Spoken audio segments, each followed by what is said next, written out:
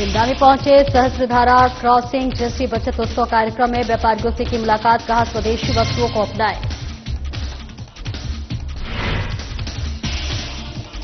कोटद्वार में शहीद सम्मान यात्रा 2.0 का शुभारंभ, विधानसभा अध्यक्ष ने दिखाई हरी झंडी, शहीद गौतम कुमार को दी भावभीनी श्रद्धांजलि।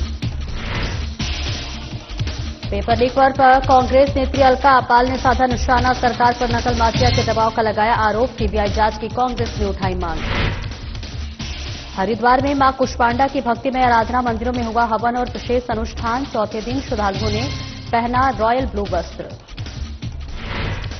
नई टिहरी में डीएम ने की राजस्व विभाग की समीक्षा बैठक, 6 महीने से लंबित राजस्व वादों की समीक्षा, आगामी चुनाव की तैयारियों को लेकर हुई चर्चा।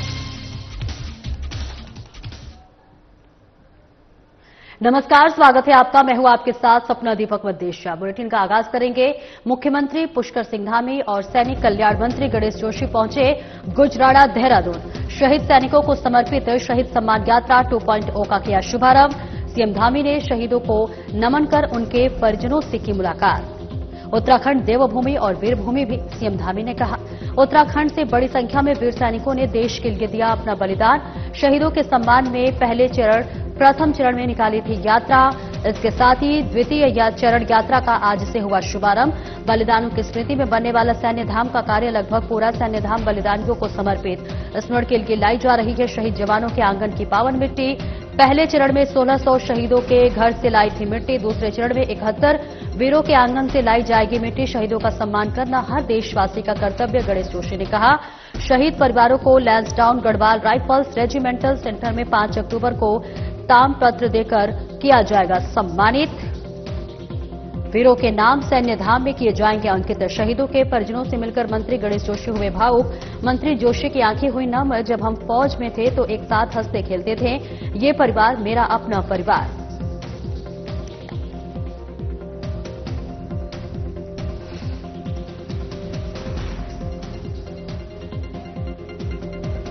आज शहीद सम्मान यात्रा का द्वितीय चरण शुरू हो रहा है और आज मेरी ये यूनिट जिसमें मैंने रहकर देश की सेवा की, 14 गढ़वाल का मेरे साथ का नौजवान राइफलमैन नरेश उनियाल, जो कि ऑपरेशन मेघदूत में सियाचिन में शहीद हुआ था, उसके आंगन की पवित्र माटी को हम लेकर जा रहे हैं। शहीद का सम्मान करना हर देशवासी का कर्तव्य है और आज मुख्यमंत्री जी भी इस कार्यक्रम की शुरुआत यहां से कर रहे हैं, क्योंकि जब हमने पिछली बार शहीद सम्मान यात्रा निकाली थी तो हमारे 39 शहीदों के पते नहीं मिले थे, कुछ लोग छूट गए थे और उसके बाद 32 लोग आज शहीद हुए हैं। उसके बाद में तो 71 लोगों के आंगन की पवित्र मिट्टी को हम एकत्रित कर रहे हैं और इन सब लोगों को 5 अक्टूबर को लैंसडाउन जो गढ़वाल राइफल का रेजिमेंटल सेंटर है वहां पर ताम्रपत्र देकर सम्मानित किया जाएगा और उसके बाद क्योंकि इनके नाम सैन्य धाम में अंकित किए जाएंगे, क्योंकि हम शीघ्र ही सैन्य धाम का लोकार्पण करने जा रहे हैं, तो हम उससे पहले चाहते हैं कि इन सबके वीरों के नाम जिन्होंने देश के लिए कुर्बानी दी है वहां पर अंकित हों। और आज जब मैं इस परिवार में गया, क्योंकि ये मेरा अपना परिवार है, हम जब फौज में थे एक साथ सोते थे, फुटबॉल खेलते थे और उनके घरवाले मुझसे चिपट कर रोने लगे कि मंत्री जी आपने उत्तराखंड देवभूमि और वीरभूमि, उत्तराखंड देवभूमि भी है और वीरभूमि भी है। उत्तराखंड राज्य से देश के लिए हर एक युद्ध में देश के लिए अपना बलिदान देने वाले रणबांकुरों की संख्या बहुत बड़ी संख्या में है और उनके सम्मान में हमने पहले भी यात्रा निकाली थी। प्रथम चरण की यात्रा पूरे राज्य के अंदर निकली थी। हर शहीद, हर बलिदानी के, जिन्होंने देश के लिए अपने प्राणों का बलिदान दिया है, उनके आंगन की मिट्टी हमारे जो सभी बलिदानियों की स्मृति में बनने वाला, सैनिकों की स्मृति में बनने वाला सैनिक धाम है, जो देहरादून के गुनियाल गांव में बन रहा है और अंतिम चरण में उसका काम है लगभग निर्माणाधीन कार्य पूरा हो गया है, वहां पर उनके आंगन की पावन माटी उनके स्मरण में वहां ले जाई गई थी। लगभग 1700, पहले चरण में 1600 के लगभग और दूसरे चरण में 71 हमारे वीर नरबाकरों के आंगन की मिट्टी वहां जा रही है। और ये सब हमारे उन बलिदानियों को समर्पित है जिन्होंने देश की सीमाओं पर अपना बलिदान दिया है। और ये सैनिक धाम जो हमारा बन रहा है, ये इस बात का स्मरण हमें हमेशा दिलाता रहेगा, हमारी नई पीढ़ी को, कि देश के लिए इन्होंने अपने प्राणों का बलिदान दिया है, अपना सर्वोच्च बलिदान दिया है। हम उनको हमेशा नमन करते हैं। हमारी आने वाली पीढ़ियां उनको हमेशा अपने स्मरण में रखें और उनकी राष्ट्रभक्ति से प्रेरित होकर देशभक्ति, राष्ट्रभक्ति के लिए हमेशा तत्पर हो, हमेशा अग्रसर हो, हमेशा आगे बढ़े और उनके मन में हमेशा राष्ट्रवाद गूंजता रहे। सीएम पुष्कर सिंह धामी ने देहरादून से रुद्रपुर में विभिन्न मार्गों के चौड़ीकरण और सुदृढ़ीकरण कार्यों का शिलान्यास किया। आइए अब आपका सीधा रुख कराते हैं देहरादून का, जहां सीएम धामी वर्चुअल माध्यम से रुद्रपुर में आयोजित कार्यक्रम को संबोधित कर रहे हैं। मैं आप सभी का आज इस कार्यक्रम में बहुत धन्यवाद करता हूं। वैसे तो अच्छा होता कि मैं आप सबके बीच में आज उपस्थित होकर इस कार्यक्रम का हिस्सा बनता, लेकिन पहले से पूर्व निर्धारित कार्यक्रमों के कारण मैं आप सबके साथ आज इस वर्चुअल माध्यम से जुड़ रहा हूं। भाइयों बहनों, आज का यह अवसर पूरे हमारे गदरपुर क्षेत्र, रुद्रपुर क्षेत्र, मतकोटा क्षेत्र, दिनेशपुर क्षेत्र, हल्द्वानी क्षेत्र और साथ में बिलासपुर का भी क्षेत्र, इन सभी क्षेत्रों के लिए एक पूरे तराई क्षेत्र के लिए एक मील का पत्थर साबित होगा। और लगभग 55 करोड़ रुपए की लागत से बनने वाली 20 किलोमीटर लंबे इस मानूनगर, गदरपुर से दिनेशपुर, मतकोटा होकर सीधे हल्द्वानी को जोड़ने वाले मोटर मार्ग के चौड़ीकरण एवं सुदृढ़ीकरण का आज हम यहां पर शुभारंभ कर रहे हैं। मुझे पूरा विश्वास है कि इस सड़क के पूरा हो जाने पर, इस परियोजना के पूरा हो जाने पर इस क्षेत्र में यह आवागमन को आने जाने के लिए बहुत सुविधा यहां के सभी लोगों को होने वाली है। एक बड़ा क्षेत्र इससे हमारा आच्छादित होने वाला है। इससे कृषि के क्षेत्र में व्यापार, उद्योग, पर्यटन, हमारे छात्र सभी को इसका लाभ होने वाला है और स्थानीय अर्थव्यवस्था को भी इससे एक गति मिलेगी। और ये मार्ग न केवल गदरपुर, दिनेशपुर, मतकोटा, छतरपुर के बीच में आने वाले सभी कस्बों को सुगम यातायात से जोड़ेगा, गांवों को जोड़ेगा, बल्कि उत्तर प्रदेश के बिलासपुर तक के संपर्क मार्ग की कनेक्टिविटी को भी और अच्छा बनाएगा, क्योंकि ये मार्ग काफी छोटा और जर्जर स्थिति में है। अभी मैं भी इस मार्ग से कई बार गया हूं, मैं भली भांति जानता हूं इस मार्ग की स्थिति के बारे में, जिस कारण यहां हमेशा जाम की समस्या बनी रहती है और आम लोगों को इसमें आने जाने में बहुत कठिनाइयों का सामना करना पड़ता है, हमारे किसान भाइयों को भी। और इस मार्ग पर जो हमारा सिडकुल औद्योगिक क्षेत्र है, जहां पर अनेक कंपनियां हैं और जहां से प्रतिदिन भारी संख्या में मालवाहक ट्रकों का भी संचालन होता है, इससे भी यातायात में परेशानी का सामना करना पड़ता है। लेकिन अब इस मार्ग के डबल लेन होने के पश्चात न केवल जाम की समस्या समाप्त होगी, बल्कि क्षेत्र में औद्योगिक विकास को भी एक नई गति मिलेगी, जिससे जहां एक और इस क्षेत्र के लगभग 2 लाख स्थानीय निवासियों के साथ साथ हमारे किसान भाई बहनों, व्यापारियों, उद्योग में काम करने वाले कर्मचारियों को सुगम और सुरक्षित आवागमन की सुविधा मिलेगी। वहीं उद्योगों को कच्चा माल भेजने और तैयार माल पहुंचाने में भी समय और लागत दोनों की बचत होगी, जिससे क्षेत्र का औद्योगिक विकास भी अच्छा होगा। भाइयों बहनों, आदरणीय प्रधानमंत्री श्री नरेंद्र मोदी जी के कुशल नेतृत्व और मार्गदर्शन में हमारा राज्य भी आज समृद्धि और विकास के नए कीर्तिमान निरंतर स्थापित कर रहा है। हमारी सरकार द्वारा आज राज्य के शहरों से लेकर सुदूर पर्वतीय गांवों तक सड़क, शिक्षा, स्वास्थ्य, पेयजल सहित सभी महत्वपूर्ण क्षेत्रों के इंफ्रास्ट्रक्चर को मजबूत किया जा रहा है। हम राज्यों में सड़कों की कनेक्टिविटी को मजबूत करने के लिए पूर्ण प्राथमिकता के साथ निरंतर कार्य कर रहे हैं, क्योंकि मेरा मानना है हमारी सड़कें ही विकास का द्योतक होती हैं। ये वो पथ है जिस पर आगे चलकर सर्वश्रेष्ठ उत्तराखंड का स्वप्न साकार होगा। आज प्रदेश में जिस स्तर पर सड़कों का निर्माण कार्य किया जा रहा है वो वास्तव में अभूतपूर्व है। राष्ट्रीय राजमार्ग प्राधिकरण और लोक निर्माण विभाग द्वारा राज्य में मिलकर अनेक परियोजनाओं पर कार्य किया जा रहा है। मैंने हाल ही में विभागों के साथ बैठक करके प्रदेश में जारी सभी निर्माणाधीन और प्रस्तावित सड़कों की समीक्षा की है, अन्य कार्यों की समीक्षा की है। आप सभी को जानकर प्रसन्न।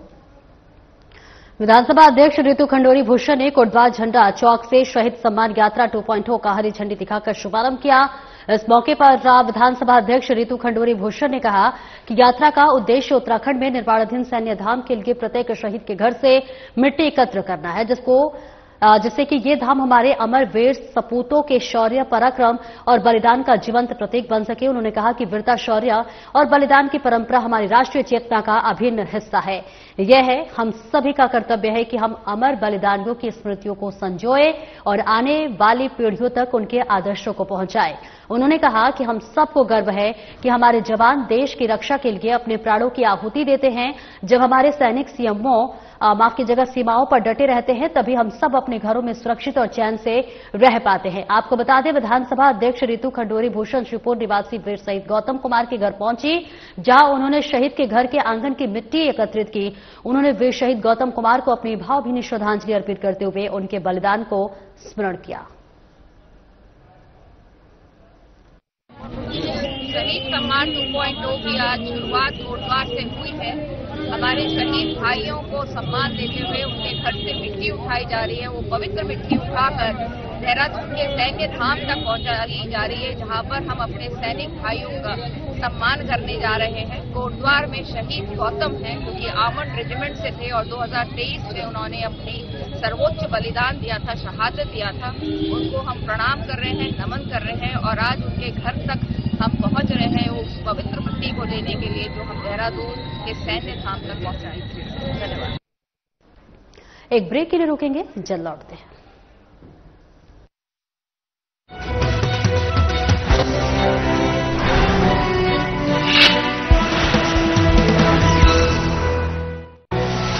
स्वच्छता ही सेवा है 2025 पखवाड़ा। स्वच्छता है तो स्वास्थ्य है, स्वास्थ्य है तो समृद्धि है। नगर निगम देहरादून की शहरवासियों से अपील, कृपया घर का गीला, सूखा व घरेलू संकटमय कूड़ा पृथक पृथक कर नगर निगम के कूड़ा वाहन में ही दे। सफाई से संबंधित किसी भी शिकायत के लिए आप नगर निगम के टोल फ्री नंबर 1800-1804-571 पर कॉल कर सकते हैं। सिंगल यूज प्लास्टिक का प्रयोग न करें। भवन निर्माण अपशिष्ट आदि को सड़कों और गलियों में न डालें। निवेदक सौरभ थपलियाल, महापौर नगर निगम देहरादून एवं नमामि बंसल IAS मुख्य नगर आयुक्त देहरादून।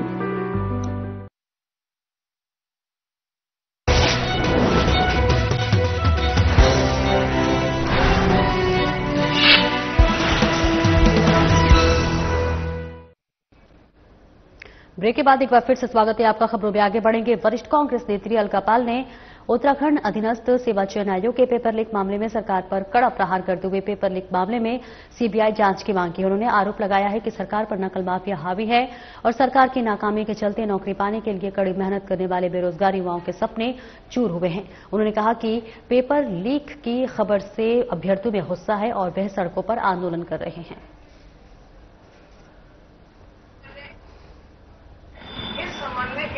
तो जो यू के SSSC की परीक्षा होने वाली थी, उसमें ठीक एक दिन पहले 20 तारीख को पंकज गौड़ और हाकम सिंह नाम के 2 व्यक्ति को पेपर लीक के नाम पे अभ्यर्थियों से 15-15 लाख रुपए की डिमांड की गई। 21 तारीख को ये परीक्षा होनी थी। हम लगातार ये देख रहे हैं कि प्रदेश में लगातार कई वर्षों से नकल विरोधी कानून होने के बावजूद ये परीक्षाएं लगातार क्यों लीक हो रही हैं, पेपर लीक की घटनाएं क्यों हो रही हैं। नवरात्रि के चौथे दिन हरिद्वार के सभी मंदिरों में सुबह से ही मां कुष्मांडा की भव्य आराधना हो रही है। सुबह से ही मंदिरों में विशेष पूजा अर्चना, हवन और धार्मिक अनुष्ठान का कार्यक्रम हो रहा है। इस बीच पूरा शहर भक्तिमय माहौल में डूबा रहा। धार्मिक मान्यता है कि इस दिन माता की पूजा करने में बुद्धि, बल, यश और संपन्नता का आशीर्वाद प्राप्त होता है। नवरात्रि के चौथे दिन रॉयल ब्लू रंग के वस्त्र धारण करने और भोग में सफेद मिठाई अर्पित करना बेहद शुभ माना जाता है। पूरे हरिद्वार में माया देवी, मनसा देवी और अन्य शक्तिपीठों पर श्रद्धालुओं की लंबी कतारें लगी हुई हैं। पुलिस और प्रशासन की ओर से सुरक्षा के खास इंतजाम किए गए हैं ताकि श्रद्धालुओं को किसी भी प्रकार की परेशानी का सामना न करना पड़े।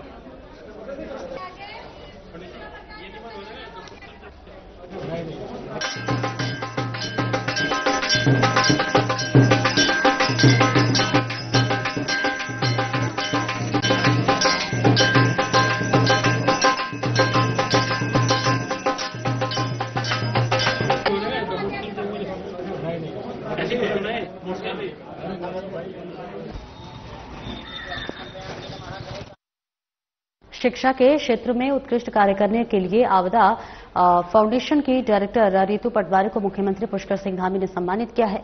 सम्मान पाकर रितु पटवारी काफी खुश नजर आई और रितु पटवारी का कहना है कि सम्मान मिलने से उनके अंदर एक नई ऊर्जा का संचार हुआ और यह संचार शिक्षा के क्षेत्र में और ज्यादा उत्कृष्ट कार्य करने का काम आएगा। आपको बता दें, मुख्यमंत्री आवास पर आयोजित विशेष समारोह में आवादा फाउंडेशन की डायरेक्टर रितु पटवारी को बुलाया गया था।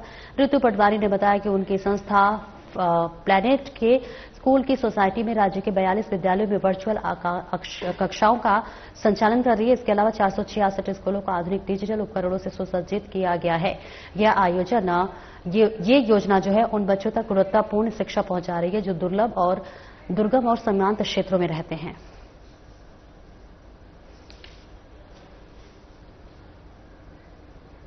जिला कलेक्ट्रेट सभागार नई टिहरी में डीएम नीतिका खंडेलवाल ने राजस्व विभाग की समीक्षा बैठक की। बैठक में 6 महीने से पुराने लंबित राजस्व वादों की तहसीलवार समीक्षा की गई। डीएम ने समय पर वादों के निस्तारण के निर्देश दिए। बैठक में सहायक निर्वाचन अधिकारी विजय तिवारी ने आगामी चुनावी तैयारियों के संबंध में मतदेय स्थलों के मिलान की तहसीलवार स्थिति की जानकारी प्रस्तुत की। इस पर डीएम नीतिका ने सभी एसडीएम को निर्देशित किया कि वे अपने अपने क्षेत्र के मध्य स्थलों की जानकारी शीघ्र उपलब्ध कराएं। तो वहीं डिस्ट्रिक्ट लेवल आधार कमेटी की समीक्षा भी की, जिसमें कि संबंधित अधिकारियों ने आधार कैंप के आयोजन, आधार कार्ड सैचुरेशन, आधार केंद्रों का नियमित निरीक्षण और पोर्टल पर लंबित कार्यों की जानकारी दी गई। डीएम ने निर्देश दिए कि सभी एसडीएम और तहसीलदार अपने अपने क्षेत्र के सीएससी सेंटरों का निरीक्षण अवश्य करें और यह सुनिश्चित करें कि कहीं भी अतिरिक्त डॉक्यूमेंटेशन या फिर शासन द्वारा निर्धारित शुल्क से अधिक शुल्क न लिया जा रहा हो।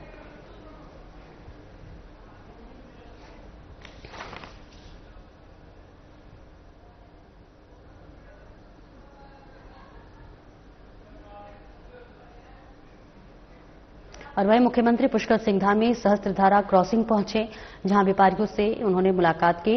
जश्री बचत उत्सव जागरूकता कार्यक्रम में व्यापारियों से की मुलाकात, दुकानदारों से की साफ सफाई, ग्राहक सुविधा और बाजार व्यवस्थापन पर विशेष ध्यान देने की अपील की। स्वदेशी उत्पादों को बढ़ावा और आत्मनिर्भर भारत की दिशा में राज्य की भूमिका पर बल दिया। स्वदेशी वस्तुओं को अपनाएं, सीएम धामी ने कहा। इसके साथ ही साथ हमारी परंपरा और स्थानीय उद्योगों को मजबूत करती स्वदेशी वस्तुएं युवाओं को रोजगार के अवसर होते उपलब्ध। सरकार लगातार छोटे व्यापारियों के हितों की रक्षा के लिए प्रयासरत, व्यापारिक गतिविधियों के लिए अनुकूल वातावरण सुनिश्चित करने के लिए प्रतिबद्ध है।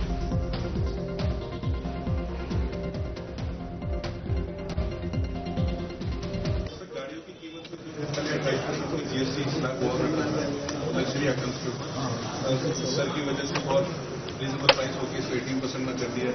तो एक शोरूम के अंदर से काफी प्रकार की सेल मिलती है और बेसिक प्राइस में नहीं सर आपका 7,170 रुपए का जो है डिस्काउंट हो गया है जीएसटी की वजह से।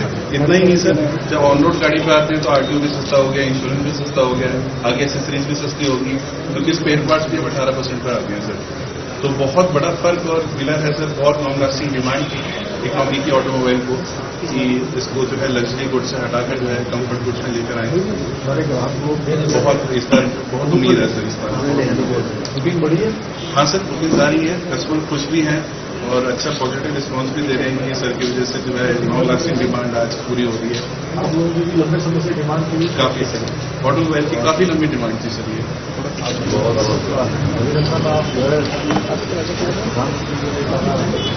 निर्णय लिया है आप लंबे समय से हमारी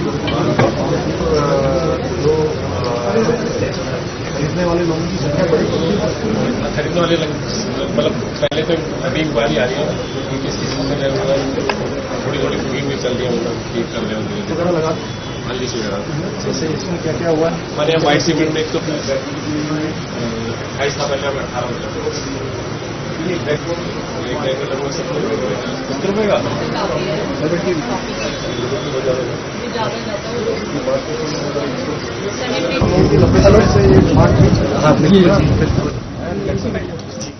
लगभग बहुत अच्छा हुआ हम लोगों का शैम्पूज में हुआ अमूल के प्रोडक्ट्स में हुआ है चॉकलेट्स में हुआ मतलब हमारे तो बहुत अच्छे प्रोडक्ट्स में साबुन वगैरह हाँ जी हाँ इन सब में हो गया पहले के ये 18% पे था अब ये 5% इसमें भी 13% का कीमत क्या होगी अभी 105 है 15 रुपये कम 120 से 105 में एसएसपी हरिद्वार द्वारा आपराधिक गतिविधियों पर अंकुश लगाने के लिए लगातार अभियान चलाया जा रहा है। बता दें सोशल मीडिया पर एक युवक द्वारा तमंचा लहराकर रील बनाकर प्रसारित की गई जो कि तेजी से वायरल होने पर आमजन में भय व्याप्त होने की संभावना बनी। पुलिस ने मामले को गंभीरतापूर्वक लेते हुए वीडियो की जांच की और युवक की पहचान कर दबोचा। प्रकरण में सुसंगत धाराओं में मुकदमा दर्ज कर वैधानिक कार्रवाई की गई। हरिद्वार पुलिस अपील करती है कि वर्तमान समय में युवाओं द्वारा सोशल मीडिया पर लाइक और कमेंट पाने के लिए कानून का उल्लंघन किया जा रहा है। इस विषय पर एसएसपी हरिद्वार के निर्देश पर सोशल मीडिया सेल द्वारा सतर्क दृष्टि रखी जा रही है।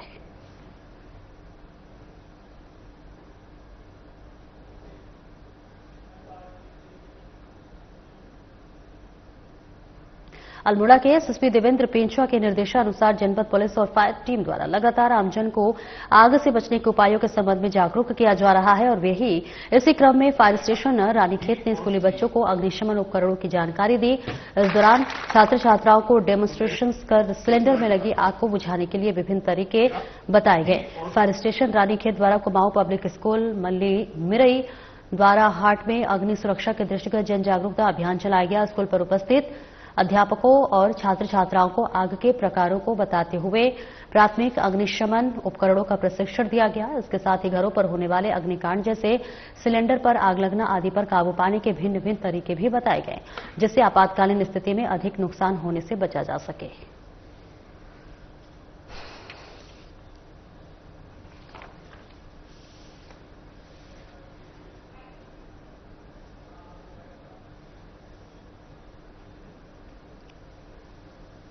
प्रजापति ब्रह्मा कुमारी ईश्वरीय विश्वविद्यालय माउंट आबू द्वारा संचालित 4500 से अधिक शाखाओं में पिछले 88 वर्षों से राजयोग का अभ्यास कराया जा रहा है। इसका उद्देश्य संतुलित जीवन चर्चा और नशा मुक्ति जीवन जीना है। वहीं ऋषिकेश सेंटर ने भरत मंदिर इंटर कॉलेज में नशा मुक्ति पर जागरूकता कार्यक्रम का आयोजन किया। विद्यालय के प्रधानाचार्य ने सभी ब्रह्मा कुमारी भाई बहनों का स्वागत किया। कार्यक्रम में आश्रम के वरिष्ठ बीके नवनीत ने अपने जीवन का अनुभव साझा करते हुए कहा कि जीवन की अव्यवस्थित दशा, गलत संगति और दुर्भाग्य के कारण वे धीरे धीरे नशे की लत में फंसते चले गए।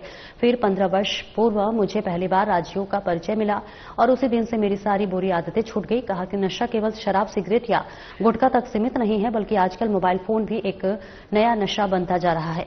इसकी आदत शरीर को धीरे धीरे नुकसान पहुंचा रही है। इस डिजिटल नशे के जाल में फंसकर आजकल का हर युवा अपना कीमती समय, ऊर्जा और यहां तक कि जान भी गंवा रहे हैं।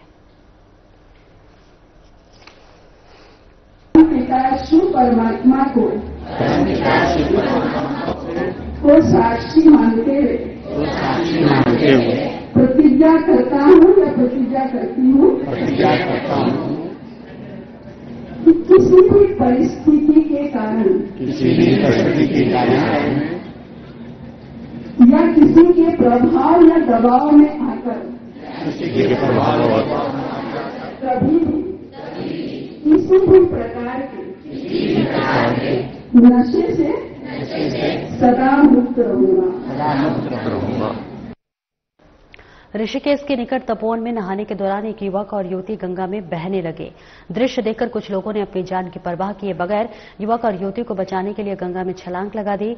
युवती को लोगों ने बेहोशी की हालत में बाहर निकाल लिया, लेकिन युवक गंगा में बहता चला गया। सूचना मिलते ही एसडीआरएफ की टीम मौके पर पहुंची और गंगा में सर्च ऑपरेशन चलाना शुरू किया, लेकिन युवक का कुछ पता नहीं चला। अस्पताल ले जाने के बाद बेहोश युवती को डॉक्टरों ने मृत घोषित कर दिया। तो वहीं एसडीआरएफ के इंस्पेक्टर राघवेंद्र सजवान ने बताया कि युवक की गंगा में तलाश के लिए सर्च ऑपरेशन चलाया जा रहा है। मुनिकीरेती के इंस्पेक्टर प्रदीप चौहान ने बताया कि मृतक युवती की पहचान गरबिता निवासी चूरू राजस्थान और गंगा में लापता युवक की पहचान जितेंद्र जाखड़ निवासी चूरू राजस्थान के रूप में हुई है। आपको बता दें कि तपोवन में नीम बीच पर के हादसा हुआ है। नहाने के लिहाज से नीम बीच खतरनाक गंगा तट है। पुलिस ने चेतावनी बोर्ड भी तट पर लगाए हैं। बावजूद इसके पर्यटक चेतावनी बोर्ड को नजरअंदाज करने में लगे हैं।